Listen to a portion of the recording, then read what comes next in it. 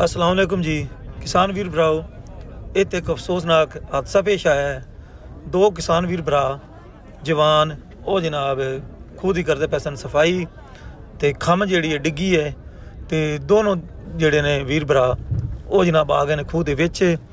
ਖੂਹ ਕਾਫੀ ਡੂੰਘਾ ਹੈ ਤੇ ਕ੍ਰੇਨ ਦੀ ਮਦਦ ਨਾਲ ਖੂਹ ਨੂੰ ਖੱਟਿਆ ਹੈ। ਤੇ ਹੁਣ ਜਨਾਬ 1122 ਵਾਲੇ ਦੋਸਤ ਤੇ ਮਕਾਮੀ ਲੋਕ ਤੇ ਰਿਸ਼ਤੇਦਾਰ ਉਹ ਜਨਾਬ ਕਈ ਦੀ ਮਦਦ ਨਾਲ ਤੇ ਬੱਠਲਾਂ ਦੀ ਮਦਦ ਨਾਲ ਮੱਟੀ ਪਿਛਾਂਹ ਹਟਾਉਂਦੇ ਪਏ ਨੇ।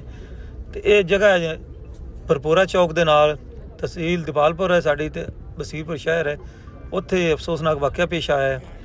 ਤੇ ਦੁਆ ਕਰੋ, ਜਿੰਨੇ ਵੀ ਵੇਖਣ ਵਾਲੇ ਦੋਸਤ ਹੈਗੇ ਨੇ ਸਾਰੇ ਲੋਕ ਦੁਆ ਕਰਦੇ ਪਏ ਨੇ ਤੇ ਦੁਆਵਾਂ ਵਾਸਤੇ ਕਹਿ ਰਹੇ ਨੇ ਵੀ ਸਾਰੇ ਦੁਆ ਕਰੋ ਵੀ ਅੱਲਾਹ ਤਾਲਾ ਉਹਨਾਂ ਨੂੰ ਖੈਰੀ ਸਲਾਮਤੀ ਜ਼ਿੰਦਾ ਸਲਾਮਤ ਪਾਰ ਕੱਢਿਆ ਜਾਵੇ। ਤੇ ਸਾਰੀਆਂ ਜ਼ਮੈਸ਼ਾਂ ਇੰਝ ਲੱਗਦਾ ਵੀ ਸਾਰੀਆਂ ਕਿਸਾਨ ਵੀਰ ਭਰਾਵਾਂ ਵਾਸਤੇ ਹੈਗੀਆਂ ਨੇ। ਤੇ ਅੱਲਾਹ ਤਾਲਾ ਜੀ ਇਹਨਾਂ ਨੂੰ ਖੈਰੀ ਸਲਾਮਤੀ ਤੇ ਜ਼ਿੰਦਾ ਸਲਾਮਤ ਕੱਢੇ। ਤੇ ਸਾਡੀ ਵੀ ਦੁਆ ਹੈ ਤੇ ਤੁਸੀਂ ਵੀ ਦੁਆ ਕਰੋ।